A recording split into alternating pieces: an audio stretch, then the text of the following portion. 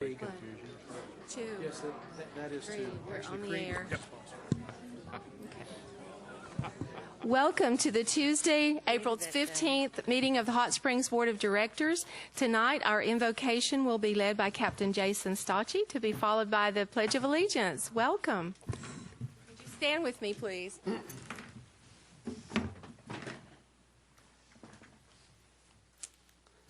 Let us pray. Heavenly Father, we thank you for this beautiful day, for all those in attendance here tonight, and for all the many blessings that you have made possible in our lives. We thank you for the freedom and the opportunity to meet in this public place to weigh the issues that are most important to us as we strive to grow not only as a community, but also as individuals. We thank you for our leaders, Lord, and we pray that you will give them the wisdom to guide us safely and peacefully into the future. We ask you for your guidance this evening, Father, as we consider the matters before us so that decisions made here tonight will be pleasing in your sight. Help us to be mindful of your will in all that we say and do so that we might be the examples that you would have us be. These favors and blessings we ask in Jesus' name. Amen. Amen. I pledge allegiance to the flag of the United States of America and to the republic for which it stands, one nation under God, indivisible, with liberty and justice for all.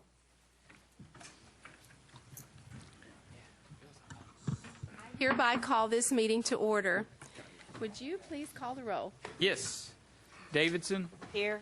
Jones. Here. Clark. Here. McCabe. Here. Garcia. She's on her way. Foley. Here. Carney. Here. Okay. The first item of business is to consider the approval of the agenda. Directors, are there any corrections, additions, deletions, or modifications to the agenda? If any, items to be removed from the consent agenda? Yes. Madam Mayor, I would ask that we remove item R1446 from the consent agenda. The planning task force for the downtown area is talking about different options, including parking, and by eliminating the parking permits, it removes one option for people parking down there. So I'd ask that we table that for, well, I guess I can't ask for it to table. I'll just ask that it be removed from the consent agenda. I'll adjust it. Which number was that? It was number R46. 13. Number 13. Okay. Okay. Okay. Number 13. Mayor, To remove it, and also there are a couple of items that, if I could address the board on, and perhaps we can vote on it as a group. Items 8, which is Resolution R1441, Resolution adopting policies, procedures, and fees for the Sport Recreation Department. Item number 10, Resolution R1443, a resolution adopting policies, procedures, and fees for the Parks and Trails Department, and repealing certain resolutions. After a review of those policies, since the agenda was approved last Tuesday, there are some minor tweaking that needs to go on with those, and so with the board's permission, I would ask that those be removed as well. We'll clean those up and bring them to you at your next meeting. Okay. Also, agenda item number 22, which is to consider ordinance 01428, which is the annexation and zoning for the Bayshore Lighthouse Treehouse annexation area. Mm-hmm. The petitioners have asked that that be rescheduled as well for May the 20th. They have some technicalities they're trying to work out on their end, and will be prepared to present that to the board on the 20th of May. Okay. So we have item number 22, item number 13, 10, 8. Was there another one? That's all. That's all. To be removed from the consent agenda. All in favor of the motion to remove these? They'll actually be removed from the agenda in toto. If you could have a motion to that effect and a second first. Okay. I need a motion. So moved. Second. Second to remove these from the agenda. All in favor, please say aye. Aye. Any opposed, no? Okay. Thank you, Mayor. Sorry for that inconvenience. Thank you. Appreciate it. Okay. So now to consider to approve the agenda as amended. Do I have a motion to approve the agenda? So moved. Is there a second? Second. A motion and a second to approve the agenda. All in favor, please say aye. Aye. Any opposed, please say no. Okay, it is adopted. Approved. Okay. And the next item of business is consider the approval of the minutes of the board meeting held on April 1st, 2014. Are there any corrections, additions, deletions, or modifications to the minutes? Hearing none, may I have a motion to approve the minutes as presented? So moved. Is there a second? Okay, I have a motion in favor. All in favor, please indicate by saying aye. Aye. Any opposed? No? Okay, the motion is adopted. In an effort to afford everyone an equal and orderly opportunity to address the items on tonight's agenda, I want to remind our citizens and our guests that we adhere to a 3-minute limit on your comments. And for your convenience, we will display the clock timer and a beeper. And out of respect for all of us, we ask that you honor this request. While members of the board may have questions of the speakers, I ask that any general comments be reserved for the board discussion after all the speakers have been heard. We also ask that you please silence your cell phones and please refrain from any disruptions of the meeting. Should anyone need to leave prior to the conclusion of the meeting after your item of business is taken care of, we ask that you do so quietly. And thank all of you for being here. We see a lot of guests here tonight. We appreciate your interest in the business of our city. At this time, we have a lot of guests and some proclamations to read. First of all, we'll have the presentation of the AML Award from Bob Wright with Cruz and Associates. Mayor, thank you. Before I put on my financial advisory hat for later on tonight, I knew I was going to be down here, and I'm here to present to the city an award, actually 2 awards that the city had won and was recognized. Those of you that went to the Municipal League Conference a couple of months ago saw the awards. We've actually taken the awards and framed for the city to have as well. But too many times the citizens see in the paper, see on TV, some of the things that they don't see all the positives that the city is doing. 3 years ago, we were approached by Arkansas Business and the Arkansas Municipal League to come up with an award to recognize those cities around the state that are doing good in all sorts of categories. This year, Hot Springs was awarded the City of Distinction Award for technology advancements and also for tourism. And while you were recognized, and those of you that, again, were at the AML conference saw and were recognized there, we wanted your citizens to see the good work that you've done. We wanted to present this to the city and congratulate you on good work in these categories. Okay, thank you. Thank you. Do you want a picture?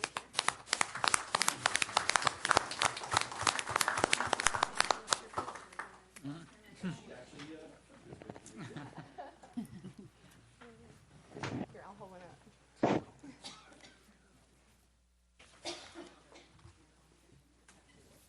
It's bi-level.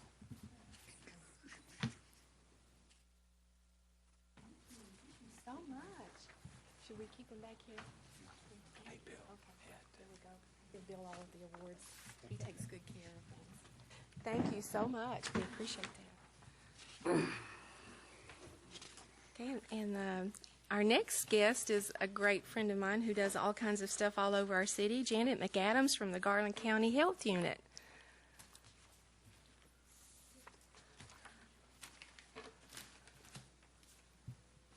She brought her husband. Glad to see you. Okay. Yes. So Thank you. I am Janet McAdams, and I have been here about 1.5 years as administrator of the Garland County Health Unit. So I came to you tonight because I know y'all help support the health unit, and I wanted to give you an idea of some of the things that we do, because I know we're all in our own worlds, and I wanted to bring you into our world. So we do serve lots of citizens here in Garland County, and we have lots of programs. In our clinic, we have the WIC program. We serve about 2,500 a month, and that's for a specific type of foods for children up to age 5 and maternity patients and up to 6 months postpartum, and with the exception of breastfeeding, a little bit longer, but very specific program. We do family planning. We do see a few maternity patients, just those that are going to deliver via midwife at home, and we see them a couple of times during their pregnancy to approve that delivery. We do have nurse practitioners that we work with, and lots of great doctors in Little Rock to consult with when we run into problems. We also do a program called Breast Care. We, of course, give tons of flu shots, and we actually go into the schools and immunize many of our youth. And this year, we're going to have a lot of immunization changes. So we've been trying to get the word out to parents. We've sent information to all the school nurses to put it in their spring newsletter, and to also do a call down, if they will. And we're going to offer a free immunization day on June the 12th. So we also do a program called Hometown Health. And Hometown Health is Garland County is one of our first counties to start this program. It's about 13 years ago. Some of the things we've done is work closely with our businesses and restaurants to get smoking and tobacco use out of our work sites and restaurants. This group, Project Hope, helped start the Hope Food Bank, Safe Haven, Garland County Cares, and we're working on growing healthy communities. We've finished one grant. We've written for another one. And I think Lance helped write that Growing Healthy Communities grant. And when I heard about it, I came to one of your meetings and said, I think I know a little bit about this and I can help you. So we've been working on that, and I have a meeting tomorrow to reapply for another grant through that same source. I wrote a grant with Blue and You Foundation. I've been doing baby safety showers every month for our maternity patients that are on WIC, and all. It's not no income guidelines, but we do instructional information for maternity patients in their last trimester, and on all kinds of safety issues during the first year. And we're currently working with the Cooperative Christian Ministries, or as you know, it is a Christian health clinic, and trying to come together. We helped to get that group started, and now we're wanting to come back and sort of refocus some of the energies there. But we also have environmental health specialists that, as you can see in our little brochure, that they go and inspect all the restaurants, about a little over 1,200. A lot of restaurants. They also do septic systems and all kinds, like a truck rolls over and has produce or any kind of food. They'll go out in the middle of the night, or a train, or any type of accident, a fire in a restaurant, they go approve those. So they're real busy. We also do a lot of investigation. We've had a lot of whooping cough. We were number one last year in rabies cases. You may have seen a lot of news on that. If we have a business that might have bed bugs, we'll go investigate those sorts of things, or raw sewage going into our waterways. So we do a lot of odd things, too. We may not do those things every day, but we do a lot of things like that. So I just wanted to come and kind of introduce myself to you formally and tell you we're going to have like an underage drinking prevention on April 24th. It's a town hall meeting. This is something that happens every couple of years, so I'm kind of letting you know this for LaJean Burnett, because we work on a lot of other things. We're also having the Operation Medicine Cabinet, where we ask citizens to, we help get the word out about this, to take all the medicine out of their cabinets that are out of date and take them to the police station, and they do have a 24-hour drop there also. And if y'all have any questions, I'll be happy to answer any questions. Do you have any questions for Janet? She's in every meeting that this city has, I think. The health department thank you so is much. very well represented by you. Thank you so much for coming. We appreciate it. Well, thank you for having me. Appreciate it. Okay, and now we have National Arbor Day coming up. Would this be Jean? Is she here? No? 2014. Wallace not here? Who's doing Arbor Day? I'm going to read a proclamation. I need to give it to somebody. Probably give it to you, Lance. Okay, I'll read this.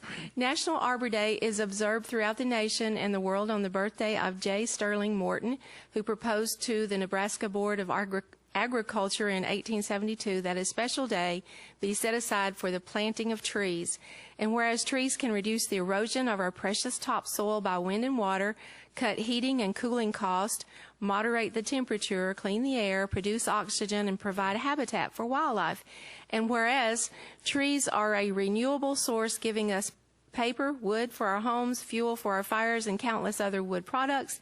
And whereas trees in all areas increase property value, enhance the economic vitality of business areas, beautify our community, and a source of joy and spiritual renewal to many. And whereas recognizing the importance of the vital role trees play in our ecosystem, Hot Springs, Arkansas continues the observance of Arbor Day on the third Monday in March of each year.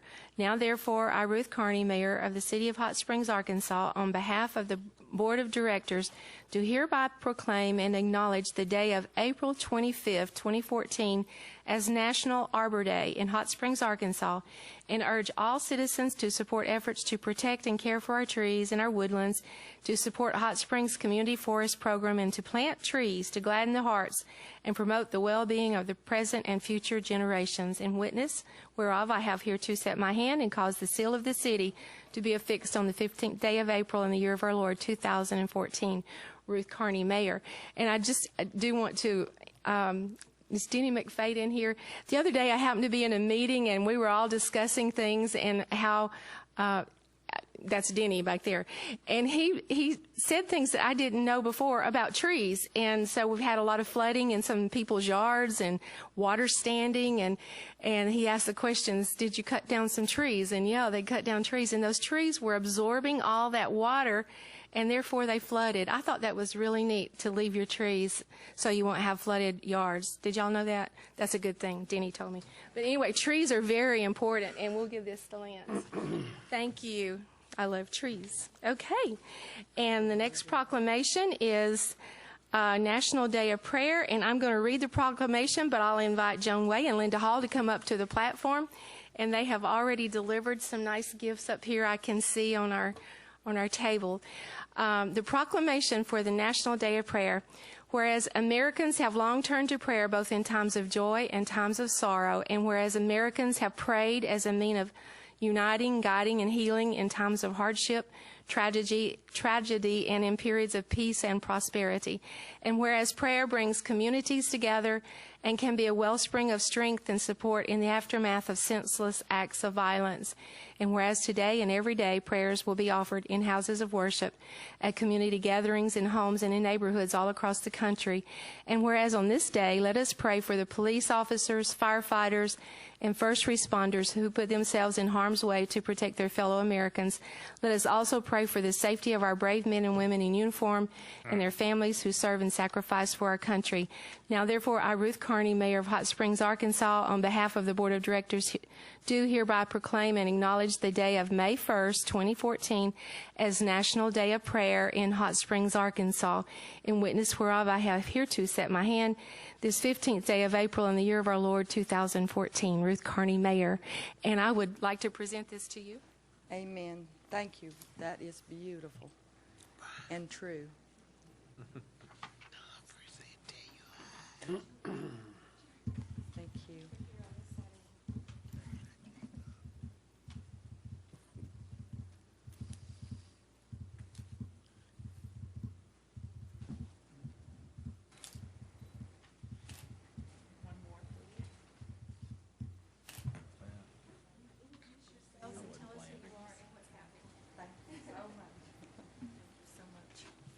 I introduce to you Linda Hall, and I'm Joan Way.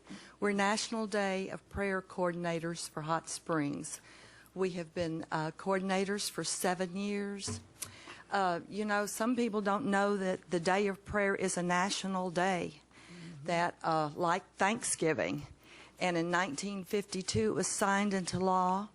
And in 1988, President Reagan designated it to be the first Thursday in May.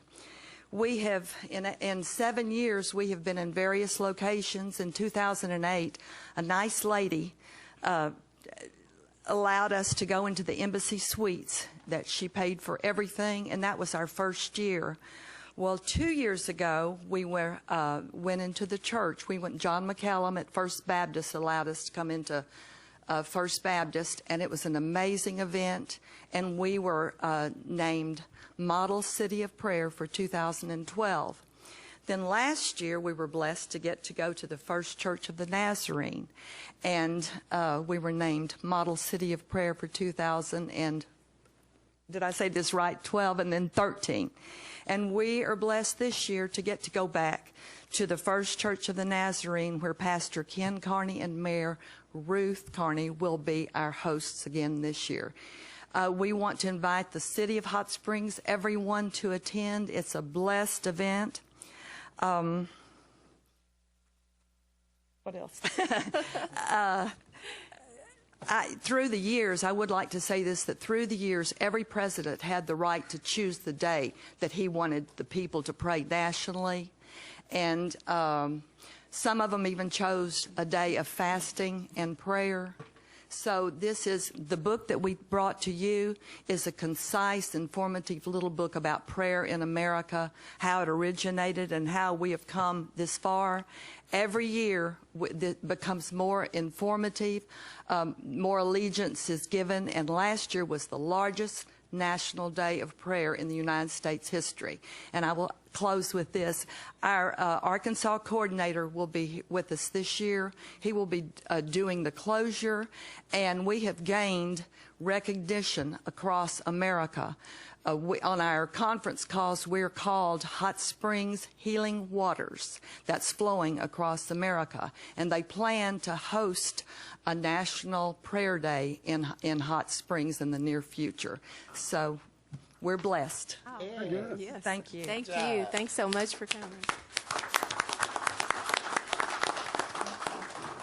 And I have one more proclamation. I have some new friends that I just met recently, Edna Ramirez and Gabby Martinez. And if you'll come up to the platform, and then I'll read the proclamation and let you tell us what you do. Whereas Sexual Assault Awareness Month calls attention to the fact that sexual violence is widespread and impacts every community member of Hot Springs, and whereas rape, sexual assault, and sexual harassment impact our community, and statistics show 1 in 5 women and 1 in 71 men will be raped at some point in their lives. And whereas child sexual abuse prevention must be a priority to confront the reality that 1 in 6 boys and 1 in 4 girls will experience a sexual assault before the age of 18. And whereas young people experience heightened rates of sexual violence in youth ages 12 through 17, were 2.5 times as likely to be victims of rape or sexual assault. And whereas we must work together to educate our community about sexual violence prevention, supporting survivors, and speaking out against harmful attitudes and actions. And whereas with leadership and dedication, we can be successful in preventing sexual violence in Hot Springs by increasing education, awareness, and community involvement. And whereas Hot Springs strongly supports the effort of national, state, and local partners and of every citizen to actively engage in public and private efforts to prevent sexual violence. It's time for all of us to take appropriate action and support one another to create a safer environment for all. Now, therefore, I, Ruth Carney, Mayor of the City of Hot Springs, Arkansas, on behalf of the Board of Directors, do hereby proclaim April 2014 as Sexual Assault Awareness Month in Hot Springs, Arkansas, and urge all citizens to join advocates and communities across the country in playing an active role to prevent sexual violence. In witness whereof, I have hereto set my hand and caused the seal of the city to be affixed on this 15th day of April in the year of our Lord, 2014. And I want to say that these two lovely ladies are doing an awesome job. I'll bring this down to you and get a picture, but they have also been a part of our human trafficking task force that we have here in our city, and they're valuable for that reason, and they're involved in a lot of other, in the court systems and a lot of other places. So I want to thank you for what you do.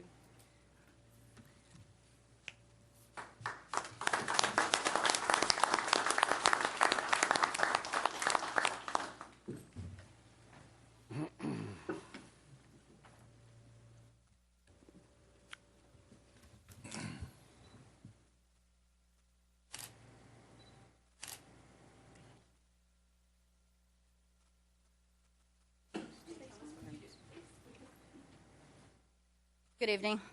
My name is Edna Ramirez, and we are here from the Center for Healing Hearts and Spirits. This is my coworker, Gabby Martinez. I am the limited English proficiency victim advocate for the center, and my duties there are to assist victims of violent crimes such as domestic violence, sexual assault, homicide survivors, armed robberies, and any other violent crime that a person could go through. My coworker here, Gabby, she works especially with sexual assault victims. And what we do at the center is we connect our clients with the services they need to overcome that negative experience. The way we do, we intake them and we analyze each case, and then we start finding what services those clients need. When they come to the center for one victimization, we find out that there's a lot more that they need. Fortunately, we've been able to partner with other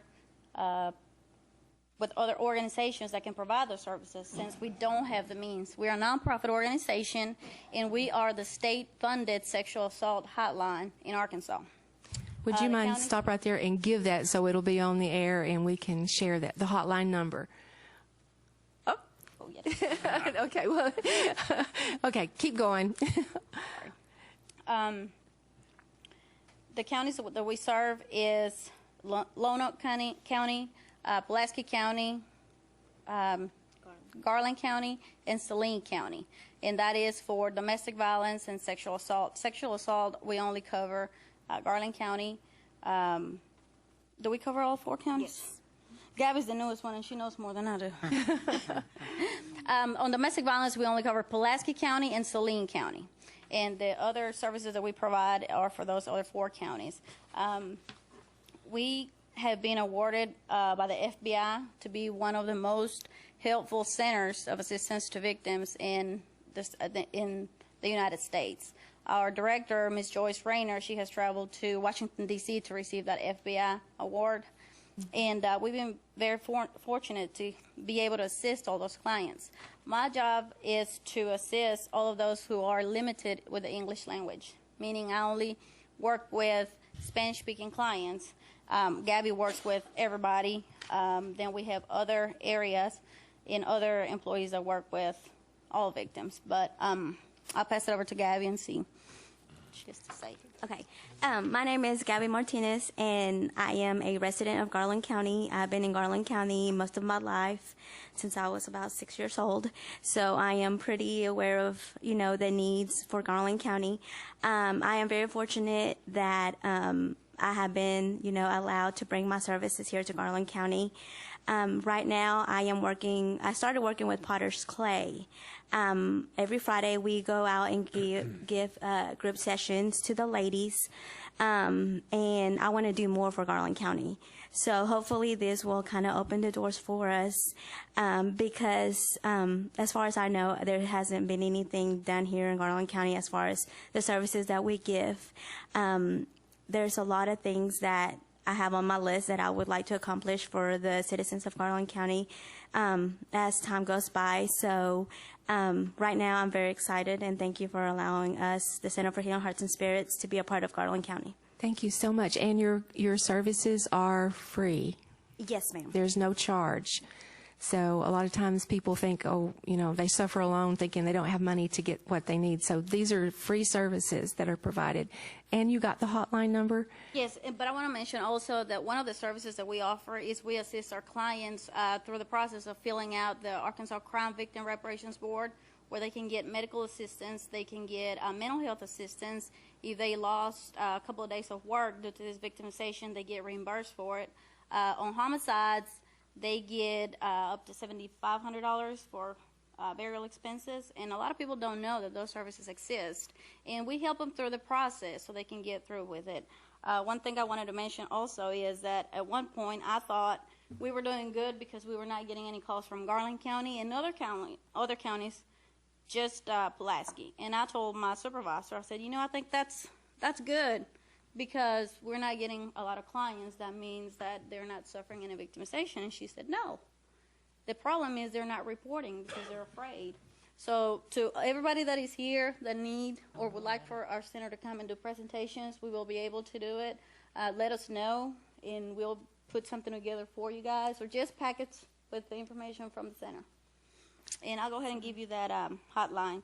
And it's the Rape Crisis Hotline, 1-855-643-5748. One more time, 643.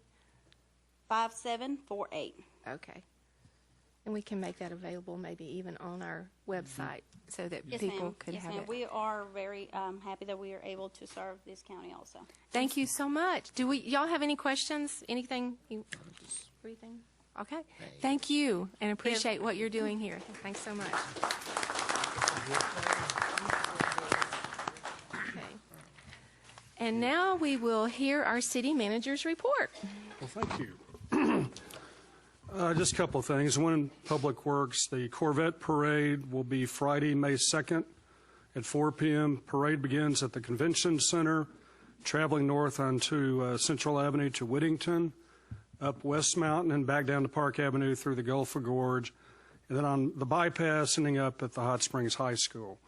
It's always a real popular event here, and I encourage people to go witness that. And I'm usually in the lead car. It's the most fun thing I get to do as a mayor. Just a couple of FYIs. The city has seen two very large projects have groundbreakings. One is the Courtyard Marriott Hotel, located on Central behind Hanks and Ruby Tuesdays. That's a $6 million project in Oak Lawn. Started today, I believe, on their expansion, which their building permit amount is $14,500,000. Permit revenue to the city is about $43,000. Wow. And I want to compliment the building division, planning department for processing these permits and getting these projects up and going. I hear nothing but good things from the Courtyard people in particular about how that process went. So thank you. Parks and Recreation, this will be on the consent agenda. But I really wanted to highlight something. As you know, one of the dreams of this city has been the completion of the Hot Springs Creek Greenway Trail from Transportation Center all the way down to Lake Hamilton. And as the Friends of the Parks likes to say, onward to the lake, we were able to negotiate an easement with City Attorney Brian Albright. It was a legal negotiation with probate. And we will be bringing that to the city board, i.e. tonight, for the acceptance of that easement. This will allow us to get from a point, I would say, south of Golf Links where the bridge crosses the creek, heading down south toward TV Hill. So we're getting very close to getting the property acquisition to at least the bypass. Right now, that greenway is about over 50% complete. And I think as we make the turn at Golf Links, we'll start going into a very pristine area that will provide some really scenic overviews to people who want to walk from downtown to Lake Hamilton and back. So I want to compliment Gene Wallace and the Friends of the Park, Gary Carnahan, and Brian Albright for helping to put that easement negotiation together. So good news. Thank you. Okay, and next we have, do any of our directors have announcements concerning upcoming events?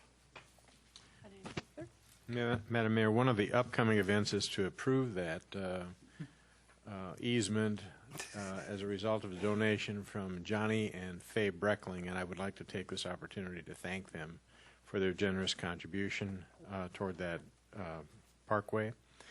And then also the task force that is devoted to getting input regarding the downtown development is seeking more input from the community, and I would ask that each of you consider going to cityhs.net, go to the community section and pull that down, and the task force blog is on there. So if you have ideas about the downtown development, the one area that please put them in. The one area that we have not really concentrated on for public input is just an open forum for the public, and we're asking through numerous avenues that you take the opportunity to provide your input. What is your vision for the downtown? I can tell you the task force is looking at every single recommendation that's being given. So Thank you, Mayor. Thank you. Any other announcements? Yes, ma'am? To follow up on that, they're not having a meeting next Monday night, correct? Correct. Okay. My upcoming events are the PACA meeting, which is the Park Avenue Community Association meeting, will be Monday, April 21st at 6 p.m. at the Tower of Strength Church located at 315 Park Avenue. Margie Hillestad, Operations Manager for the City of Hot Springs Sanitation Department, will be there discussing the citywide cleanup and hazardous household waste collection events. And then they'll also have David Twiggs, Chief Operating Officer of Hot Springs Village. He will talk about his past experience with recreation and tourism and changing neighborhoods and communities. In addition, after their guest speakers, they will talk about the ongoing projects and upcoming events, including a pig roast fundraiser scheduled sometime in May. So we'll be letting you know about that. As I understand it, Armando, who grew up in Stubby's Barbecue long ago when it was on Park Avenue, is going to be the one to roast the pig. That's all. Thank you. Pig roasting. Yes, ma'am. On this coming Saturday, which is April the 19th at the Webb Community Center, Eureka Baptist Church will be sponsoring a health fair. And we're hoping that everyone that can and will show up for this. It's very important. It's in, St. Vincent Mercy Hospital. So St. Joseph St. Vincent Mercy Hospital. It'll be from 8 until 1 p.m. And we need all the public that can and will to please come by. And I also have something to tell the newspaper that I couldn't be reached for comment on whatever day I was at the doctor's office and my phone was in the car. And most people that know me know when I'm confused at board meeting, Mayor, or when I don't understand something, I'm the first one to say it. And I get talked about all the time about that. But really, I was not confused. I understood what I was voting on. And, Mayor, I just wanted you to know that. Okay, but I remember that night you said somebody woke you up. That's right. Yeah, thank you. Mm-hmm. Okay. I have Yes, one I ma'am. forgot. I'm sorry. This Thursday, the 17th at 9 a.m., it's in the Convention Center. We're having our second Artists and Arts Organizations networking event. And from 9 to 9:30, this is sponsored by the new Hot Springs Area Cultural Alliance. And we invite all artists, area artists, any medium, to come and introduce yourselves and tell about your event, your work. And if there are any artists out there that want to sign up for the upcoming Studio Arts Tour, the Artist Tour, May 17th, you need to get a hold of me right away because it's going to press. We're going to create the maps real soon. Thank you. Anyone else? Yeah,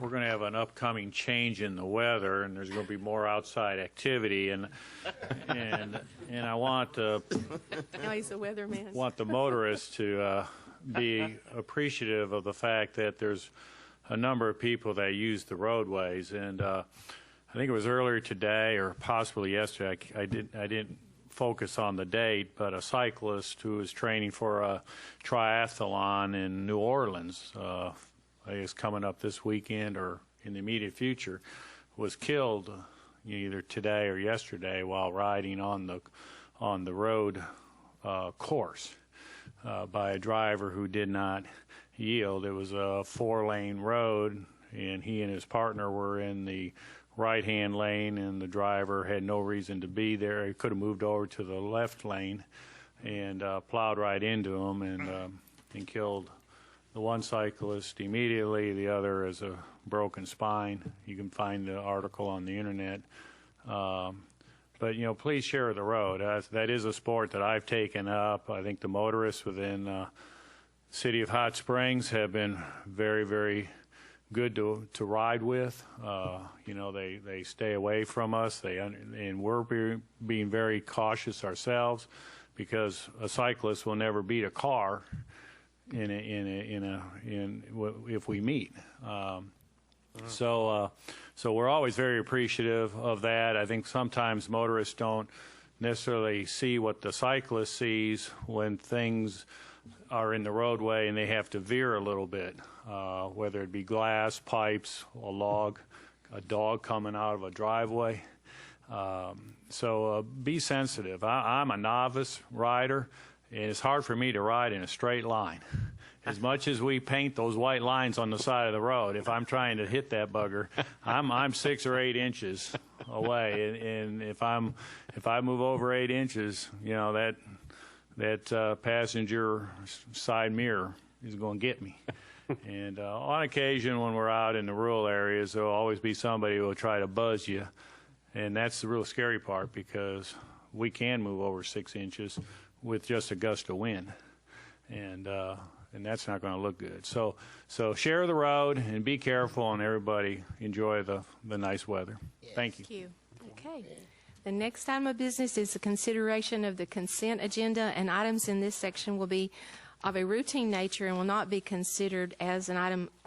It will be considered as an item without discussion. I will now entertain a motion to adopt the consent agenda. So moved. Second. Okay, we have a motion and a second. Would you please call the roll? Yes. Davidson. Aye. Jones. Aye. Clark. Aye. McCabe. Aye. Garcia. Foley. Aye. Carney. Aye.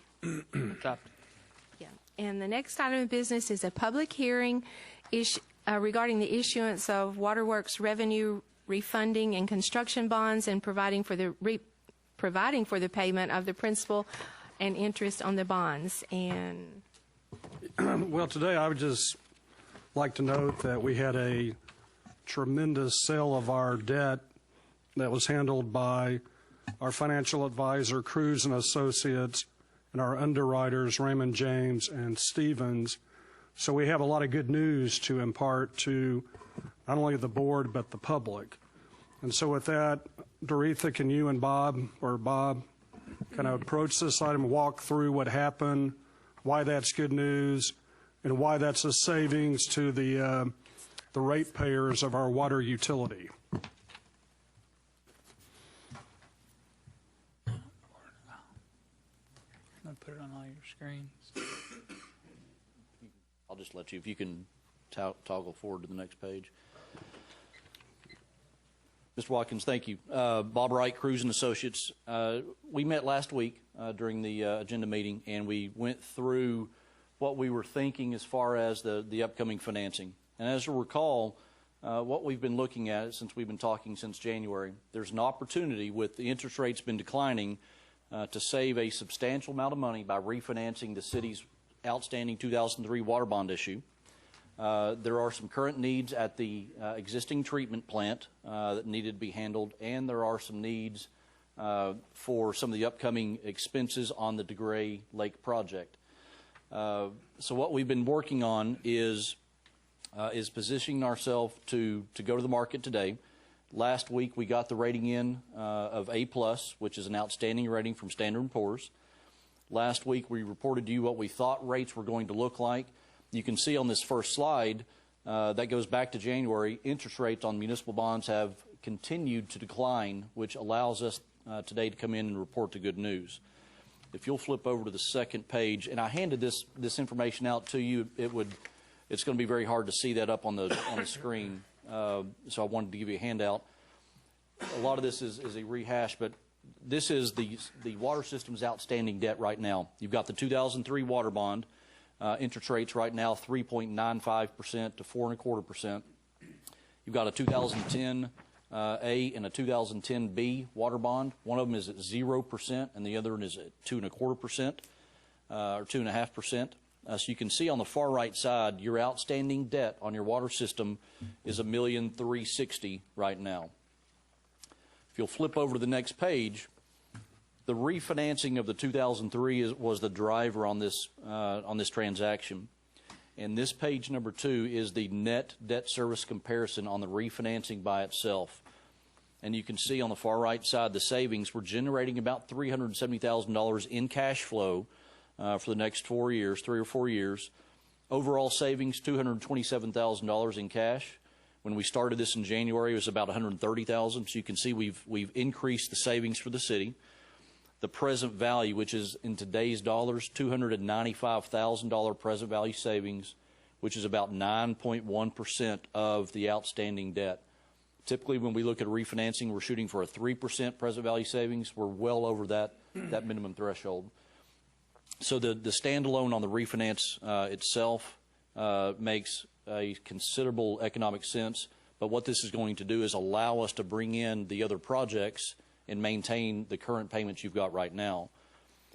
So if you will flip to the next page, which is the sources and uses, and I know that's very difficult to see up on the screen, but we broke this out into the refinancing project, the treatment plant project, and the DeGray project, so that we can see that the various cost of issuance go with each project. So we make sure that the refinancing on a net savings basis stands alone after paying the cost of issuance. The issue summary, I'll go through this briefly, but if there's any questions asked, please let me know. We're going to issue $8,325,000 in new debt. There's an existing reserve fund on your 2003 bonds of $780,000. We'll bring that over to the new issue. There's $358,000 in the principal and interest account on your 2003 bonds right now. We'll bring that one over. And then reoffering premium, I'll show you on the next page. That's a structuring mechanism. That's not a cost or a fee. That's how we structure the bonds. So the reoffering premium of $171,000, when we combine all that and come up with our total pool of money, what we're spending it on is under the uses. $3.5 million will go into the construction fund for your existing treatment plant. $2,356,000 will go into the DeGray project for a total of $5,856,000. Next line item is going to cost $3.248 million to pay off the 2003 bonds. Setting up a new debt service reserve fund of $360,000. You can see right there dropping from $780,000 down to $360,000. Eliminate some of that negative cost of carry, so that's much more efficient financing on that portion. The underwriters, the Raymond James and Stevens, the underwriters discount to sell the bonds of $70,762. The financial advisory fee, our fee to work through the numbers of $33,000. Bond counsel to do all the legal work of $32,500. The rating agency fee of $14,700. I've got to get with Lance, but the reimbursement to the city for the publication cost, I've got estimated $10,000. We'll get that locked in down to the penny here in the next couple of days. That's about what we spent on the last deal last year. Miscellaneous of $5,000. I don't see any other cost coming up. I just have that as a catch-all. That will go actually into your construction fund if there's nothing left. Trustee Regions Bank, which is working on a number of your deals. We got them for $1,500 up front, which is extremely efficient level there. Their final trustee fee to close out the 2003 bond issue of $1,000. Any printing cost for the offering documents of $750, and then rounding amount of $451. So those are the various costs to get the $8.3 million deal done. The next page, on page 4, the pricing summary. And what you'll see under the yield column, anywhere from 0.3% out to 4.05%. Down below, the net interest cost, 3.54%. That is significantly lower than what we were looking at in January. And it's about 5 or 6 basis points lower than what we looked at just a week ago. We had a pricing call yesterday with staff to go over where we thought the market was looking. We had a very receptive market. Raymond James and Stevens worked the deal, actually went out and with quite a few orders, sometimes 3 and 4 times oversubscribed. So 4 times the orders of what was actually available, allowed them to come in and reduce the rates on a number of the maturities. So just from this morning until the repricing, they saved the city over $30,000 just by continuing to work that and get that locked in. So they did a magnificent job on continuing this and saving every penny they could for the city. And then the last page, the net debt service schedule. This shows the 2014 bonds combined with your 2010 bonds. So on the far right side, your principal and interest payments annually on your water system will be right at $1,350,000. As we discussed on the first page, you're currently paying $1,360,000. So we actually maintain your payments, actually cheapen them up just a little bit. leveraged that refinance savings, allowed you to take care of some projects at the treatment plant and get started on the DeGray project. So that's where the results came in. With approval tonight and the adoption of the ordinance, we'll be working on final documentation, and we'll close the transaction on May 20th. Bob, can you mention to the board and the public the priority given to retail buyers in the zip codes in Hot Springs? Absolutely. In working with your underwriters, both of them have quite a bit of presence here in Hot Springs, here in Garland County. And a lot of times when you're working with what we call the retail order, which is the mom and pops, it's not the institutions that have a Bloomberg on their desk. It's those that are looking for their personal investments and such. They're not as interest rate sensitive, so a lot of times you can really impact the financing to bring that cost down and bring those rates down in working retail. So we set up a priority of orders with all of the local zip codes within Garland County. So those orders that came in would not be trumped by a bank that comes in and tries to buy a big block size. So with that, the underwriters were able to sell locally $515,000 to local citizens that wanted to invest in their community, which that's always a very good sign. Another $805,000 to Arkansas retail order outside of the Garland County footprint. So $1,320,000 went to those individual retail orders, the mom and pops, which that went a long way to helping reduce the cost. But it's very good to be able to have your citizens have enough faith and trust in your operations, your system, to invest their money with the City of Hot Springs. So we were very pleased with the results that they brought in. Good. Excellent.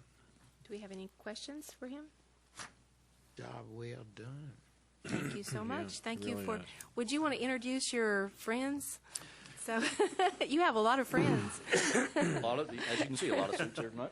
Good evening. I'm Jim Fowler with Raymond James. I'd like to introduce my public finance colleagues who I worked with on this, Patricia Quinn and Charlie Roberts.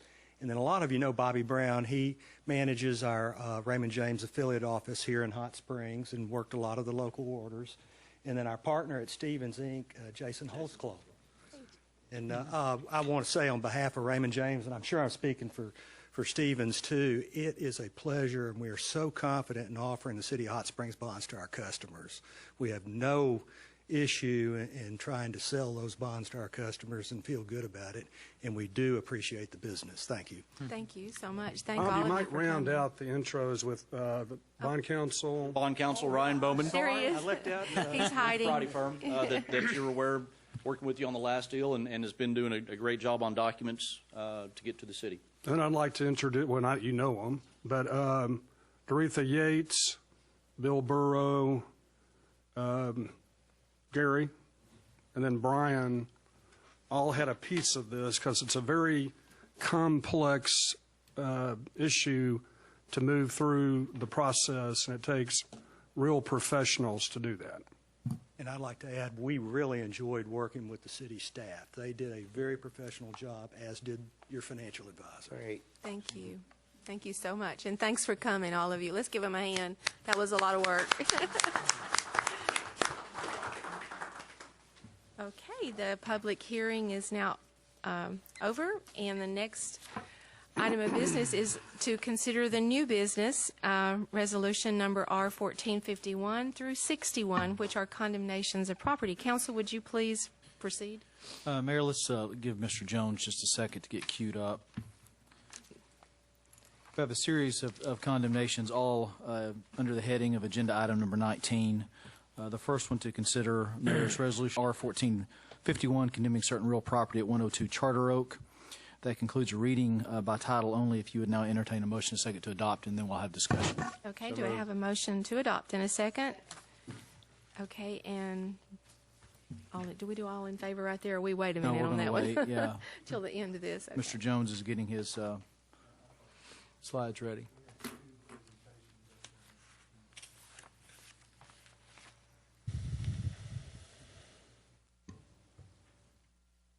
We always like your tour of homes.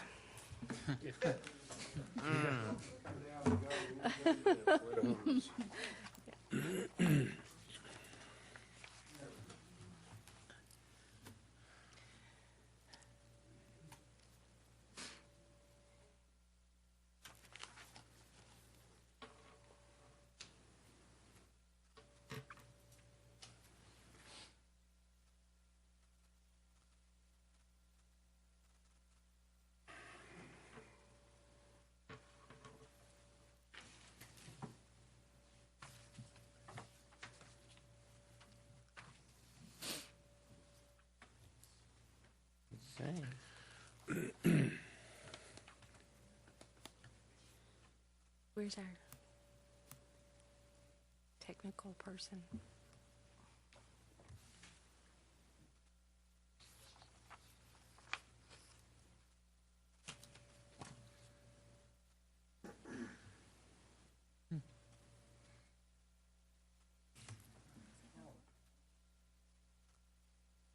Got it. It is a flash drive. Did it work earlier, maybe? There, I see him behind it. Yeah, there you go. Sure, that's not part of Bob's presentation? We're not financing those homes, right? They're not part of Bob's. I think you should make your own home magazine.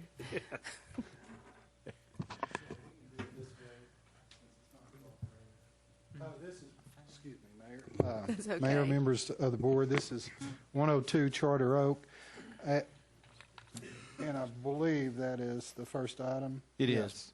As you can see, the house is deteriorated. How'd you do that? Thanks, Leslie.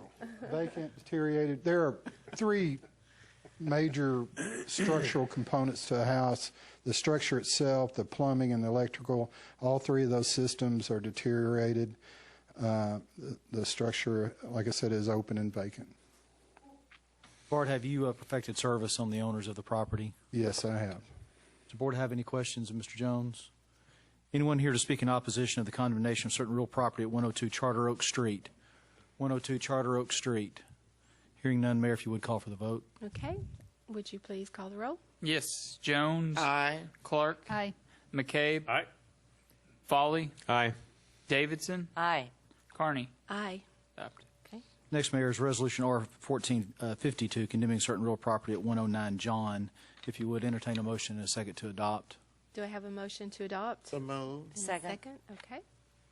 Thank you. 109 John, again, open, vacant, abandoned, plumbing system shot, electrical system shot. It's wide open. There are transients that occasionally use it. And Bart, just for the benefit of the board, I know they've heard a lot of these before in the public, but you've worked with the owners of these properties for a long time before they've gotten in this condition. That is correct. That is correct. Did you obtain service on the owner of 109 John? I did. I spoke to him on the phone today. There may be somebody here. No?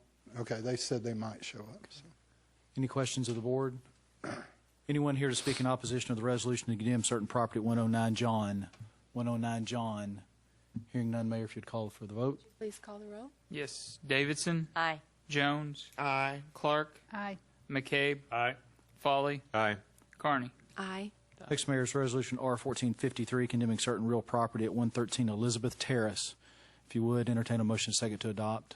Do I have a motion to adopt? So moved. And a second? Second. Okay. Thank you. Again, a vacant, abandoned structure. I do have proper service to the owners on this, Mr. Albright. They're out of state. A gentleman passed away that was living there, and the house has just sit there for about 2 years. So. Does the boat work? The sailboat, it's on a trailer, and the tires are flat. But I'm going to talk to Mr. Albright about that at some point and see whether we can sell that or do something with it other than just haul it off. So. All right. Any discussion? Would you please call the roll? Yes. Mayor, if you, Wait a I minute. really need to you ask, didn't ask if there was anybody anyone here to Sorry. speak in opposition of the resolution condemning certain real property at 113 Elizabeth Terrace. 113 Elizabeth Terrace. Hearing none, if you would now call for the vote. Okay. Would you please? Foley. Aye. Davidson. Aye. Jones. Aye. Clark. Aye. McCabe. Aye. Carney. Aye. Adopted. It is adopted. Next is Resolution R-1454, condemning certain real property at 190 Oriole. If you would entertain a motion second to adopt. Do I have a motion to adopt? So moved. Second. Second. Okay. Okay. Doesn't require much description. I do have service to the owners, Mr. Albright. So. Any questions of the board? Anyone here? Anyone here to speak in opposition of 190 Oriole? 190 Oriole. Hearing none, Mayor, if you'd call for the vote. Would you please call the roll? McCabe. Aye. Foley. Aye. Davidson. Aye. Jones. Aye. Clark. Aye. Carney. Aye. Our next item, 19E, is Resolution R-1455, condemning certain real property at 207 David. If you would entertain a motion second to adopt. Do I have a motion to adopt? And a second? Second. Okay. Thank you. Again, open, vacant, abandoned structure. It's been that way for about 2 years. I have proper service to the owners. Actually spoke to them also today on the phone. Any questions from the board? Anyone here to speak in opposition of Resolution 1455, condemning certain real property at 207 David? 207 David. Hearing none, Mayor, if you would call for the vote. Would you please call? Jones. Aye. Clark. Aye. Foley. Aye. McCabe. Aye. Davidson. Aye. Carney. Aye. Our next item is 19F, Resolution R-1456, condemning certain real property at 207 Oma. If you would entertain a motion second to adopt. Do I have a motion to adopt? And a second? Second. Thank you. This is another structure that the same owner that owns Charter Oak owns it. We have proper service to the owner. Again, vacant, deteriorated, open structure. Okay. Any questions from the board? Anyone here to speak in opposition to Resolution R-1456, condemning certain real property at 207 Oma? 207 Oma. Hearing none, if you would call for the vote. Would you please call the roll? Clark. Aye. McCabe. Aye. Foley. Aye. Davidson. Aye. Jones. Aye. Carney. Aye. Our next item, Mayor, is 19G, Resolution R-1457, condemning certain real property at 217 Potter. If you would entertain a motion second to Do adopt. I have a motion to adopt? So moved. Second. Okay. Thank you. Again, open, vacant, abandoned structure. It's been that way for several years. The next two are next door to each other, and we do have proper service on both. Is it the same owner? Or No, it's not. different? It's different. Any questions from the board? Anyone here to speak in opposition of Resolution R-1457, condemning certain real property at 217 Potter? 217 Potter. Hearing none, if you would call for the vote. Would you please call the roll? Jones. Aye. Clark. Aye. McCabe. Aye. Foley. Aye. Davidson. Aye. Carney. Aye. Next item for the board's consideration is 19H, Resolution R-1458, condemning certain real property at 219 Potter. If you would entertain a motion second to adopt. So Good. Yeah. Do I have a motion? Second. Okay. Same thing. Next door to the other one, open, vacant, deteriorated. And again, service you've already indicated. Yes, sir. Any questions from the board?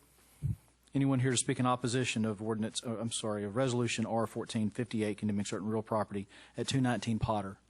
219 Potter. Hearing none, if you would call for the Would you vote. please call the roll? Davidson. Aye. Jones. Aye. Clark. Aye. McCabe. Aye. Foley. Aye. Carney. Aye. Our next item is 19I, Resolution R-1459, condemning certain real property at 220 Elizabeth Terrace. If you would entertain a motion in a second to adopt. Do I have a motion? So moved. And second? Second. Okay. Thank you. 220 Elizabeth Terrace. I do have proper service. The structure's been vacant for about 2 years. It's been vandalized. A lot of the copper's been cut out. And again, the owner has not done anything with it. Any questions from the board? Anyone here to speak in opposition to Resolution R-1459, condemning certain real property at 220 Elizabeth Terrace? 220 Elizabeth Terrace. Hearing none, Mayor, if you would call for the vote. Would you call the roll, please? Foley. Aye. Davidson. Aye. Jones. Aye. Clark. Aye. McCabe. Aye. Carney. Aye. Our next item is 19J, Resolution R-1460, condemning certain real property at 241 Roanoke. If you would entertain a motion second to adopt. Do I have a motion to adopt? So moved. And a second? Second. Okay. Thank you. 241 Roanoke, open abandoned structure. It's been that way for several years. It's deteriorated. It's been stripped out, and no one has stepped up to do anything with it. So, Service? yes. Any questions of the board? Anyone here to speak in opposition of Resolution R-1460, condemning certain real property at 241 Roanoke? 241 Roanoke. Hearing none, Mayor, if you would call for the vote. Would you call the roll, please? McCabe. Aye. Foley. Aye. Davidson. Aye. Jones. Aye. Clark. Aye. Carney. Aye. Our last condemnation for the board's consideration is 19J, Resolution R-1461, condemning certain real property at 317 Hobson. If you would, entertain a motion second to adopt. Do I have a motion? So moved. And a second? Second. Thank you, Mayor. Last one, two-story house on 300 block of Hobson, abandoned, vacant. I have service to the owners, Mr. Albright. This is deteriorated. It's got holes in the roof. Needs to be tore down. Any questions of the board? Anyone here to speak in opposition of Resolution R-1461, condemning certain real property at 317 Hobson? 317 Hobson. Hearing none, Mayor, if you would call for the vote. Please call the roll. Davidson. Aye. Joan. Aye. Clark. Aye. McCabe. Aye. Foley. Aye. Carney. Aye. Adopted. It is adopted. Thank Thank you. you. Thanks. Madam Mayor, may I ask him a question? Bart, of the property owners, how many of these people are local? That property owners are local versus out-of-town owners? May I ask?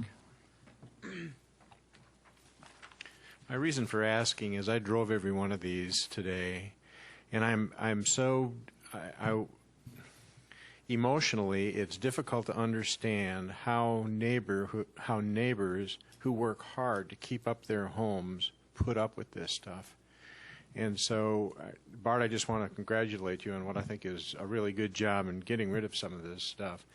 But I would encourage our community to start reporting the same kind of stuff to you so we can pay a little more attention. These really destroy a whole neighborhood look. Just one home in a neighborhood just destroys the look. Thank you. I will say this. I've been here since '94, and the city has raised and removed, including this 11, it would be 413 structures. Great. So every year it's the same thing. Sometimes the owners pass away, there aren't any heirs, it just sits there. Sometimes it's just irresponsible ownership, just plain irresponsible ownership. We'll take them to court, doesn't do any good, they pay a little fine, they walk away from it, and they just leave it there. So, I mean, I have two options basically when I first find these. One is to secure them. If I don't think they're bad enough to condemn, we'll board them up and secure them. We hope they suffer taxes and become revitalized. The other option is to bring them to the board for condemnation, and we've been doing that for 20 years. So I agree with you 100%, but I think we're always going to see some of this. Mm-hmm.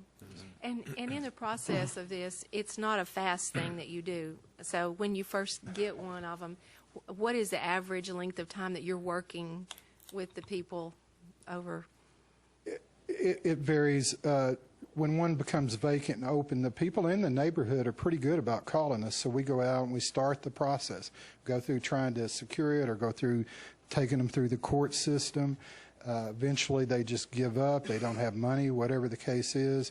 It can go as long as 2 years. The next group that I will bring to you later in the year, some of those I knew I would bring last year. I knew that they would end up in front of the board a year ago because I try to get a hold of the people. I can't do it, or they disappear, or we hear from them periodically. So, a lot of these can drag out for years before I get them to the board. So. Thank you. Appreciate your work. Thank you.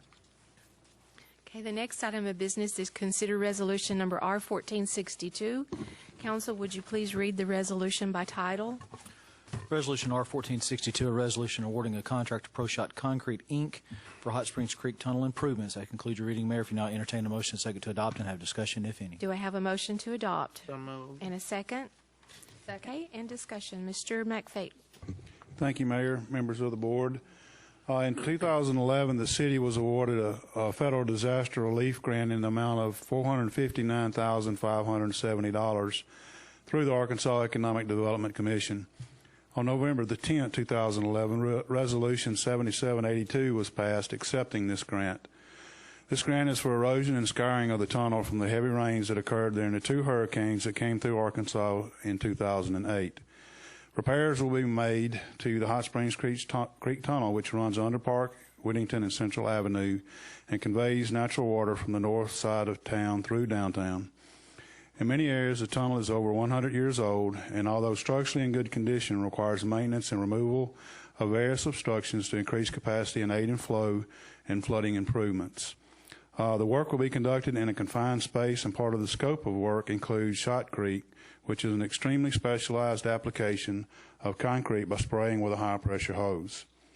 Bid packages were sent out to 14 contractors. Bids were received from 5 contractors, and these bids were evaluated. The lowest bidder was Construction Materials Testing of CMTS of Arkadelphia, with a low bid of $286,561.93. And the highest bid was from Labino Construction, LLC of Hot Springs, that came in at $987,148.84.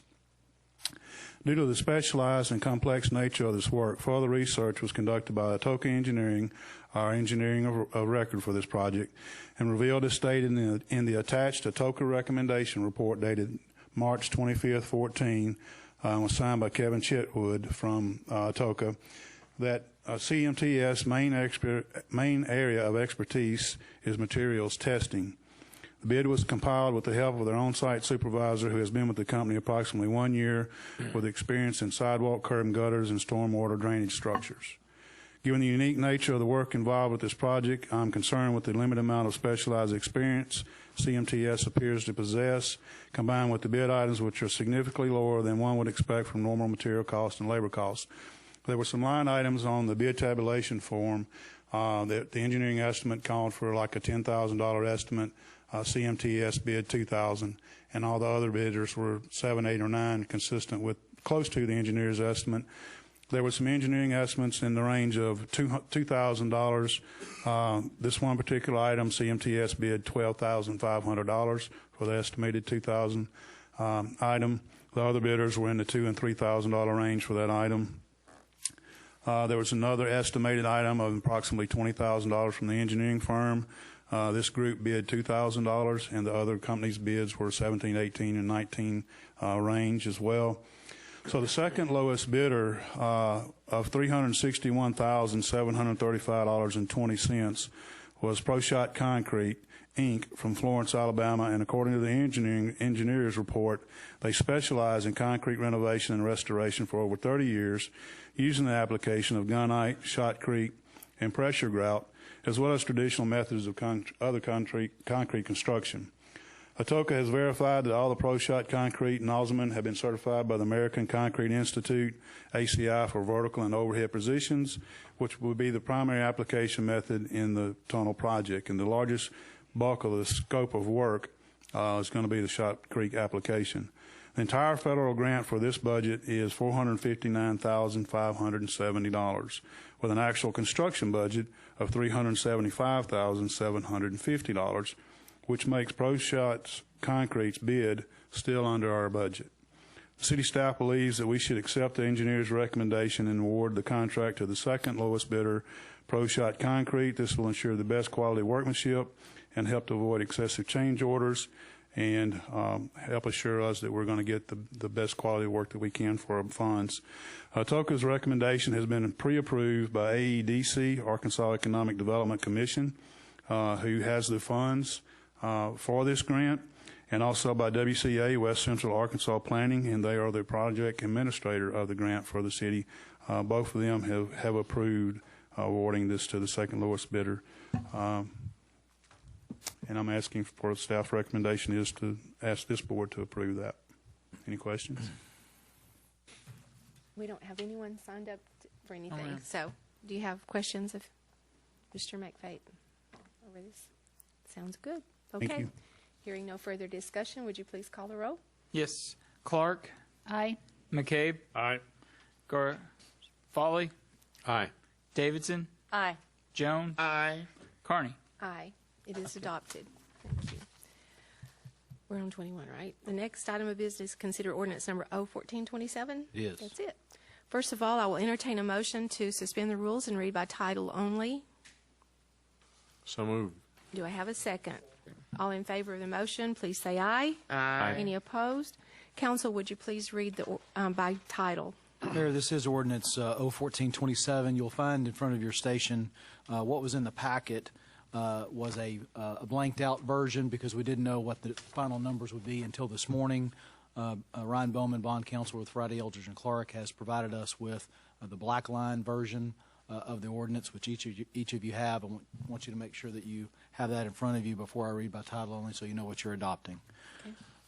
An ordinance authorizing the issuance of waterworks revenue refunding and construction bonds, providing for the payment of principal and interest on the bonds, prescribing other matters related thereto, and declaring an emergency, which I'll read in its entirety later. If you would now entertain a motion and a second to adopt the ordinance. Okay, do I have a motion to So adopt? moved. Is there a second? Second. In discussion? Doretha?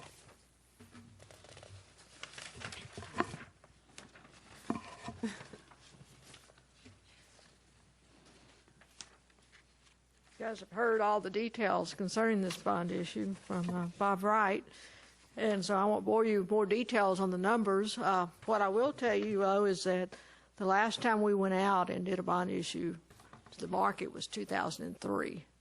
So it's been approximately 11 years since we've gone out and done a bond issue to the market. As you heard, the bond issue went very, very well, and I'd like to attribute that to basically three things. Number one is our team here that's behind us that went out and helped us with that. The second thing is our bottom line. And our bottom line is made up of two things. It's made up of our revenues, our expenses. Our revenues are due, of course, to our ratepayers. But the ability of our revenue to meet our expenditures are due to you guys being there and willing to make the tough decisions to provide revenues and provide rates that will meet those expenses. The other thing is expenses, and that I think a lot of that can be attributed to our workers out there in the field. Taylor Gates in the field on our water plants. Gary Keene out there in water distribution. Those are the people that are out there working every day, keeping our expenditures down and making something like this possible so that when we go out to the market likes what we have to offer. I'll be glad to answer any of the questions you have. Have any questions? Good points. That's good. Thank you so much, Doretha. Thank you for working all this out. Appreciate it. Okay, hearing no further discussion, would you please call the roll? Davidson. Aye. Jones. Aye. Clark. Aye. McCabe. Aye. Foley. Aye. Carney. Aye. It is adopted. Mayor, that approves the ordinance. I'll now read Section 27, which is the emergency clause of this ordinance in its entirety. It is hereby ascertained and declared that the refunding must be accomplished as soon as possible in order to lower interest cost on system bonds. The refunding cannot be accomplished without the issuance of the bonds, and therefore it is declared that an emergency exists, and this ordinance, being necessary for the preservation of the public peace, health, and safety, shall be enforced and take effect immediately upon and after its passage. That concludes your reading of the emergency clause. If you would now seek a motion and a second to adopt it. Okay, do I have a motion to adopt the emergency clause? So moved. Is there a second? Okay, I have a motion and a second. Would you please call the roll? Yes. Clark. Aye. Garcia. McCabe. Aye. Foley. Aye. Davidson. Aye. Jones. Aye. Carney. Aye. No. It is adopted. Thank you. Okay, the next item of business to consider ordinance number 01429. First, I will entertain a motion to suspend the rules and read by title only. Do I have a motion? So moved. Is there a second? We have a motion. Thank you, guys. We have a motion and a second. Bye-bye. We have a motion and a second to suspend the rules and read by title. Would you please read by title? Ordinance 01429, an ordinance zoning certain lands annexed by ordinance 5999 Higdon Ferry enclaves and for other purposes. That concludes your reading. If you now entertain a motion and second to adopt and have discussion, if any. Do I have a motion to adopt? So moved. Is there a second? Second. Okay. Would you please tell us about it? Thank you, Mayor. 25 separate ownerships totaling 128 acres, more or less, are involved in the two newly annexed enclaves that we are considering zoning this evening. City of Hot Springs Board of Directors adopted ordinance number 5999 pursuant to Arkansas Code annotated 144501, which provides that whenever the incorporated limits of a municipality have completely surrounded an unincorporated area, The governing body of the municipality may propose an ordinance calling for annexation of the land surrounded by the municipality. Excuse me. That ordinance, 5999, directed Planning Commission to hold a public hearing and recommend a permanent zoning classification to the Board of Directors. Notice of the public hearing was published, and Planning Commission considered C4 regional commercial open display district zoning for all of the properties within the Higdon Ferry enclaves at their regularly scheduled March 13, 2014 meeting, and by a vote of 6-0 recommended that the board approve an ordinance establishing the initial C4 zoning and a future land use plan map designation of regional commercial center. Their finding at that time is that the requirements for initial zoning of lands annexed by ordinance are met, and they recommend to you that you adopt this ordinance assigning C4 Regional Commercial Open Display District initial zoning to the Higdon Ferry enclaves annexed by ordinance number 5999. That concludes the presentation. Do we have any questions for Ms. Selman? Everybody understand? There's no more discussion. Thank you, ma'am. Hearing no more discussion, would you please call the roll? Certainly. Davidson? Aye. Jones? Aye. Clark? Aye. McCabe? Aye. Foley? Aye. Carney? Aye. It is adopted. Next item of business is to consider ordinance number 01430. I will entertain a motion to suspend the rules and read the title by title only. Do you have a motion? Second. Okay, we have a motion and a second. All in favor to suspend the rules, please say aye. Aye. Any opposed? Okay. Would you please read by title only? Ordinance 01430, an ordinance waiving the requirements of competitive bidding for the purchase of a side-mounted Tiger TM60C bush hog mower from Moss Implement Company for the city's urban forestry division. That concludes your reading. If you now entertain a motion second to adopt and have discussion, if any. Do I have a motion to adopt? So moved. Is there a second? Second. Okay. Mr. McVate. Thank you, Mayor, members of the board. Denny McFate, Public Works Director. Staff is recommending the purchase of a Tiger TM60C side-mounted bush hog mower as part of a package purchase with a John Deere tractor from Mouse Implement Company of Morrilton, Arkansas. The city has utilized Tiger brand bush hog mowers for more than 10 years in the street and urban forestry divisions, and other styles and bush hog brands have been tried over the years and have been found to be of lesser quality and reliability than the Tiger mowers that we currently run. Tiger mowers have been found to be fair and reasonable in pricing and are dependable with excellent quality manufacturing. This aids in standardizing parts and repair knowledge for our fleet maintenance as well. The supervisors and operators of these mowers have requested not changing mower branding and thereby staying with the mower that has been field tested over the years and is of excellent quality and durable for their applications. The specifications have been reviewed and approved by the City Fleet Services. The financial impact, the price of this unit is $24,300. The 2014 budget amount for this unit, including a John Deere tractor, was $80,000, and it's in the street urban forestry 2014 budget. This would bring the total purchase price of the tractor that was on the consent agenda and the bush hog of this item that we're currently talking about for a total of $66,925.24 for the tractor and the bush hog, which is well under $80,000 budget. Okay. Any questions? Anyone have questions? Do you have to have a license to drive it? No, ma'am. Just be a good operator. Okay. Okay, hearing no more discussion, would you please call the roll? McCabe? Aye. Foley? Aye. Davidson? Aye. Jones? Aye. Clark? Aye. Carney? Aye. It is adopted. And the next item of business is consider ordinance number 01431. I will entertain a motion to suspend the rules and read by title only. So moved. Is there a second? Second. I have a motion and a second to read by title only. All in favor, please say aye. Aye. Any opposed?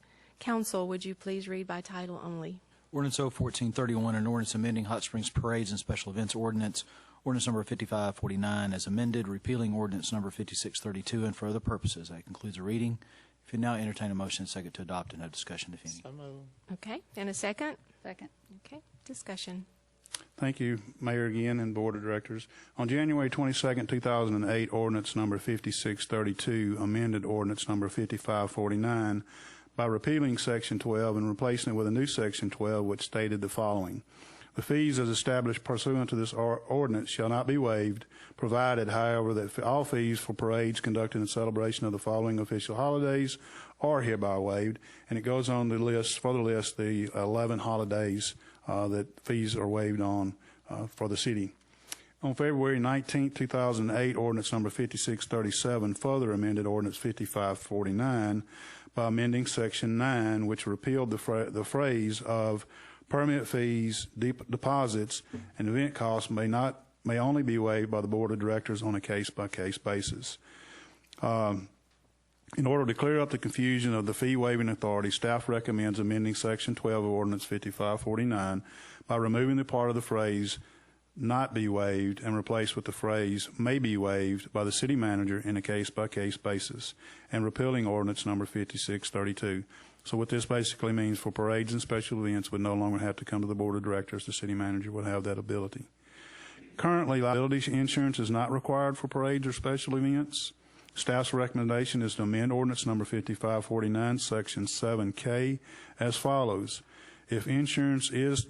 Currently it says if insurance is desired, and we're asking to change it if insurance is required for event participants, spectators, personal property, etc., the event sponsor will be responsible for such insurance. The city does not provide liability insurance for the benefit of the event sponsor or any event participants. The final decision for the need of liability insurance shall be determined by the city manager. And if the liability insurance is required, it shall be in the minimum amount of $300,000 or up to a maximum amount of $500,000. The physical impact, our best guess is the special event fee of $350,000 for an average of probably somewhere in the 4 to 6 events that we normally see from nonprofits that ask for their fee waivers. So that gives you a magnitude of the kind of money we're talking about in the fee waiving. And so go ahead. Go ahead. Go ahead. This basically allows the city manager to do the fee waiving for parade and special events, and also gives us a policy to follow with liability insurance. I was just wondering, where do they get the liability insurance? Do we provide them information as to, like, if you come and want to have a parade or whatever? We can give them a list of local insurance agencies who And they can get it provide from that a service. regular, Yes, ma'am. not just us? Yes, ma'am. Okay. Be Not from a a local city agent. related. Mm-hmm. Any questions? Thank you. Okay. Any discussion on that one? Hello, we're glad you're here. Yeah. Okay, hearing no further discussion. Oh, and I would just like to add this before we vote, but if we could get a report maybe quarterly or whatever, because before they all came before us and we saw who was having parades, and it doesn't have to be an ordinance, but just like these are the ones that were required insurance and these were not, or just so we'll kind of have an idea of what's happening. I can do that, Mayor. I currently, on our every 2 week or bi-monthly report to the city manager that he shares with the board, we try to include the dates for the special events and the parades with that. I can include that information with it. Okay. So you'll get it. Thank you. Mm-hmm. Okay. Any other questions? Okay, hearing none, would you please call the roll? Thank you. Davidson? Aye. Jones? Aye. Clark? Aye. McCabe? Aye. Garcia? Aye. Foley? Aye. Carney? Aye. Adopted. It is adopted. Okay, the next item of business is consider ordinance number 01432. I will entertain a motion to suspend the rules and read by title only. Second. Okay, and a second. We have a motion and a second to suspend the rules. All in favor, please say aye. Aye. Any opposed? Council, would you please read the ordinance by title? Ordinance 01432, an ordinance amending ordinance 4012, guidelines for naming and renaming of city streets and for other purposes. That concludes the reading by title only. If you not entertain a motion and second to adopt and have discussion. Okay, we have a motion and Second. a second to adopt. Mr. McFay, you're still Thank here. you, ma'am. Thank you, Mayor and Board. Currently, the Hot Springs Street and Sidewalk Code requires a petition be signed by 75% of the affected property owners to change the name of an existing city street. Staff desires to lower the requirement to 66% and also add the wording of 66% of the 911 address property owners that must sign the petition to change the name of an existing city street. Any questions? Do you have questions? Just reducing it from 75 to 66%. Okay. Thank you. And before Excuse that me. happens, they always get a notice, right? Yes, ma'am. So they can change Yes, ma'am. their business cards. We'll notify them, and then they'll have an opportunity when it comes to the board for as a public hearing beforehand as well. You have a question? Yes, I do. I guess this just passed by me in the agenda meeting, but if a property owner lives out of the county, do they get a say in this? No, sir. This They're only not part of this the only- 911. So the property owner does not get an opportunity to either support or oppose. This is that city. the county judge would do that. This is only dealing with city streets. Those are the only ones that the board can name. Let me go back and rephrase my question because I don't think I'm being clear. If somebody wants to rename a street, my understanding is that the proposal is 67% of the property owners designate 911 designated property owners participate in that decision, or I should say affirm that change. Mm-hmm. If an owner does not live in that 911 area, in other words, they're an absentee owner, do they get a say in the naming of that street for the property which they own on that street? It is the property owner, yes, sir. Not the renter or who may be living there. It is the property owner has to be the one that signs. Director Foley, I might be able to reach your point. It has to be a 911 address. Okay, that's different. All right, thank you. All right. Okay. Thank you. Thank you. Okay. Where do we get on that one? Have we called the roll yet? Any other questions? Any other discussion? Okay. Would you please call the roll? Jones. Aye. Clark. Aye. McCabe. Aye. Garcia. Aye. Foley. Aye. Davidson. Aye. Carney. Aye. Adopted. It is adopted. Thank you. The next item of business is to consider ordinance number 01433. I will entertain a motion to suspend the rules and read by title. So moved. Is there a second? Okay, I have a motion and a second to suspend the rules and read by title only. All in favor, please say aye. Aye. Any opposed? Okay, and would you please read by title only? Ordinance 01433, an ordinance amending the Hot Springs Transportation Center and Exchange Street Parking Plaza Ordinance 6525 as amended and for other purposes. That concludes reading. If now entertain a motion second to adopt and have discussion, if any. Okay. Do I have a second? Second. Okay. More discussion. Thank you, Mayor, Board.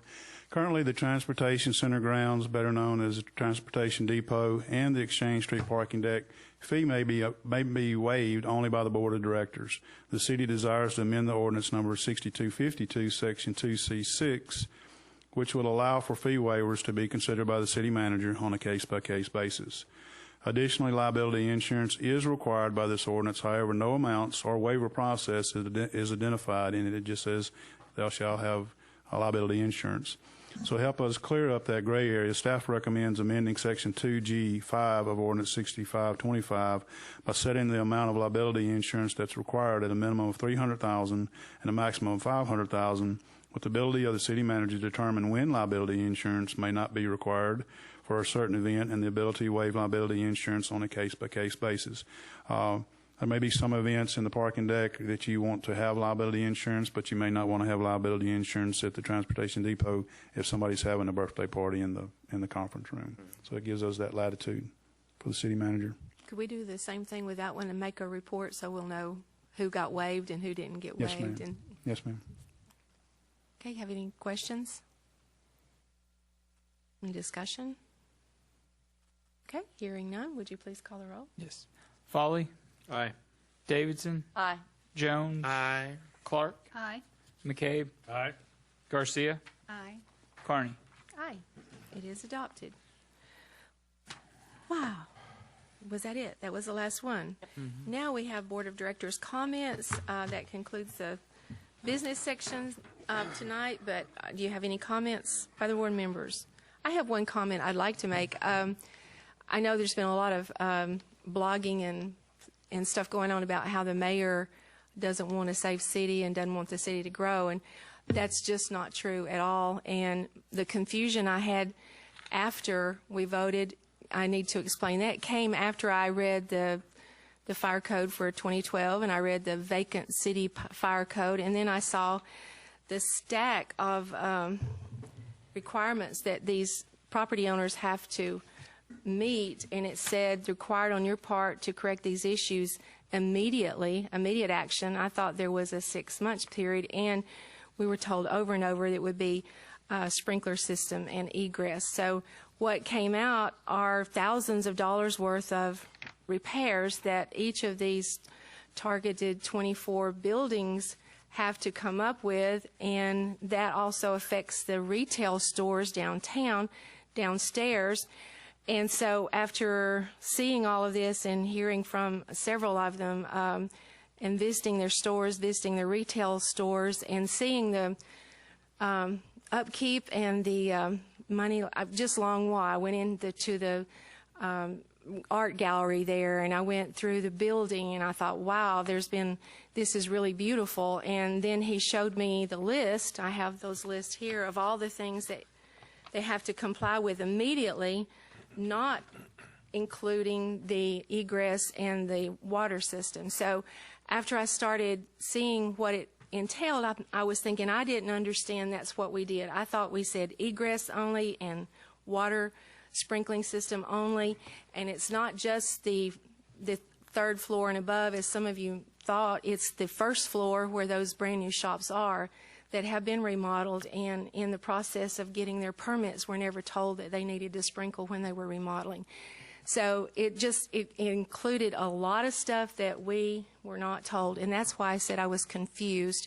And I was, after dealing with a lot of these owners and seeing the tears and the emotion that it's caused, especially in some of they don't have the financial situation to meet these standards immediately, and we didn't have in place financing immediately.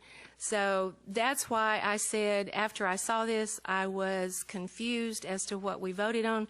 I read all the packet. I read everything that was given to us, and I read the vacant building code, which we took away. And I don't think that was mentioned very much that night, that we were eliminating that completely, which made the requirements on them so much more strict than what it appeared to be to me that night. So that's why I apologize for voting for it, because if I had known all of this at that time, that they were receiving these letters, I would not have voted for it. So that's why my apology went out. So I just wanted to explain that to you. I've been dealing with the property owners, trying to help them find solutions to the problems, investors and architects, and they have architects working with them, and they're distraught. Some of them are very distraught. Others, their buildings have been for sale for a long time. It's not that they won't sell their buildings. You go offer them some money and they'll sell you their building. But then others, such as some of the restaurants, and those are family businesses that have been in place for years and years and years, and that's what they do for their livelihood, and they don't really want to sell. They just need some financial help. So that was the reason I said I was sorry that I voted for it. It was not that I'm for burning buildings down and not having safe or historic buildings. And it's not that I'm against development downtown. It's just the process was so abruptly 6 months and immediate, and that was the process. I'm against the process that we used in informing the property owners of what had to be done. So I just wanted to explain that. Excuse me, Mayor, may I ask a question? Yes. You referenced one of the properties downtown, and you said you went through the building. Did you go through the first 2 floors and above? They have to sprinkle what they've just remodeled. My question is, did you go, you said you went through the building. You went on 3rd and 4th floors? On some of them. On the one that you referenced in your discussion? On Longwise? No, I did not.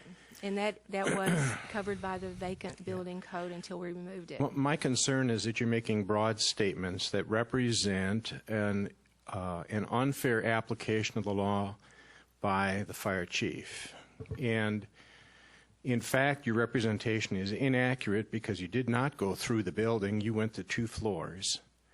I didn't say I went through the whole building. I never said anything inaccurate. You said you went through the building, and I said, so you implied. I said I went to the building and looked at the art galleries that they had remodeled. Excuse me. Okay, this is not the time. I'm just making an illustration or... Give me a Charlie Hall. No, I would like to finish my comment, please. Okay. When the fire chief or any of our enforcement officials go through a building, they're required to identify all the things that don't meet code, whether they're life safety or not. If a building official goes into a building to address a code and discovers other code violations, they're required to report those. And for us to not support that, I think, is an abrogation of our own duty. Okay, these letters were all sent out on March, right after we voted, March 11th. So they had been inspected before that and never told that they needed to do these things. So that's all I'm saying. I have them here. I put them in your box. You can read them. Yes, I got them. And those lists are, a lot of those are referencing building code. That we Building code passed. violation. No, not the fire code, the building code. It's different. If you Remember when look on Mr. the Scott wall, explained the difference? if you look on the wall, and when they remodel those buildings, they have the permits and they have the approvals. They were not told by our building people that they needed to sprinkle. That was never mentioned. They got their permits before 2014 when the code was not in force. Right. And So so the city gave them a building code, rightly so. The property owner was in compliance with the code at that time. And so everything was straight until the law changed, which is what Chief Davis explained and City Inspector Mike Scott explained to us. The law has changed. We changed the law.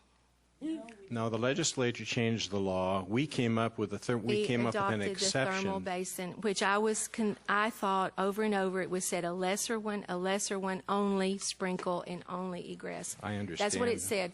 I And I understand have the the tape confusion. and I have the papers, only sprinkle, and then they receive these. That's not only sprinkle. And this is from the fire department, not from the building code. So I'm just explaining why I wanted to stand up for the property owners who had been given a time limit that it's almost impossible for them to meet financially because they're private citizens and they own these buildings. That was my only concern, that we have put a time limit of 6 months for them to go and have all this done. And I was regretting that I voted for them to have that. I didn't realize it was a time limit that short to get all this done. And I'm for them staying by the codes. I'm for all of that. I'm just talking about our process was not fair. And that's why I apologized. 6 months is not long enough. I believe Chief Davis explained that also in his presentation. Okay. Anyone else want to? 6 months was for the plan. Right. No, this says immediate. This says immediate. Oh, that's under the building code. It would be. Mm-hmm. Yeah. That's the first time they've been inspected like that. Oh, they weren't inspected like that after we voted. This was sent out. And it also referred to other things that do not relate, like the assessor's office. And I went to the assessor and I asked him all about that, and that's not clear down here either. None of that's clear. Okay, and there is a letter from the assessor stating that they did that, not the building owner. So I don't know. It was all not clear, and I'm the dumbest one up here because all of y'all are really smart. Did you talk to Chief Davis? Yes. Okay. Yes. Actually, he came to me with it before. Did he sit down with you and show you all the stuff privately? Well, he came to me, and he had not been to the property owners, and I said, have you shown any of the property owners this? And he said, no, I have not. And I said, I highly recommend that you go to the property owners and show them this. All I'm talking about is 6 months. Get your architect and do 24 buildings in 6 months is a little difficult. That's all I'm saying. It's just it's a burden on people that we're not dealing with concrete and bricks. We're dealing with people that have problems and emotions and buildings and families and businesses. And that's what we should be looking at instead of just our buildings. We should give them We're looking time. at the safety of our community and our people in our community, not just individual property owners, but I'm the just safety. talking about the time limit, that's all, okay? Not the safety The issue. time limit is 6 months to develop the plan. And those people wanted to come talk with you, and they wanted to come as a group, and they've never been allowed to do that. Those people, and you were told not to talk to them. That's Told Yeah. not to They talk have to called you, and you have I'll not talk returned to calls. anybody, and you know that. That's wrong. Well, you've not returned calls. They haven't called. misrepresented. Go ahead. Not me. Yes, ma'am. At the end of our last board meeting, I believe Bill did a summary of some of this and The fire hydrants. clarified that the city would be doing some work and that the property owners were working on a plan, but the work until we finished our part, was that correct? That then that was when the time would start for the work. No. 6 months. It's September. They have to have this done. He said they would have it They have finished to have by a the There's plan. activity running concurrently. Right. Plan. Not it done, and they have to have a plan. Plan. Signed off by an architect that they have to hire and Right. have the hired. They have unsafe structures. I understand that, but they've been unsafe this long. We My could've house given is them time. unsafe. I have to do something. Okay, I'm not arguing. We're dismissed. It's over. Uh-oh. I move we adjourn. Yeah, that's a good idea. Anybody else have a comment under other items for directors' discussion? I had a thank Have- you okay, for the I'll do planning department for some work that they did on addressing some property issues and the quick response they did. And I know they have been short-staffed, but they've been very responsive and done a great job, and wanted to publicly thank them for some citizens' issues that came about on some vacant properties, and the citizens are greatly appreciative of that. And I don't think anyone's here right now from the planning department, but it is noted. Okay, thank you. Any other comments? I want to thank the Planning Commission for their work and their help and guidance in the recent work session we had today and in the past, and for the work they generally do on behalf of the city. They're kind of in the background and do a lot of good work, and easy to criticize on occasion, but they're free of politics and come forward with a good, sound decision. Okay.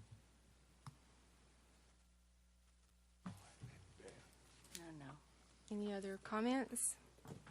Okay, hearing none, may I have a motion to adjourn? Is there a So second? moved.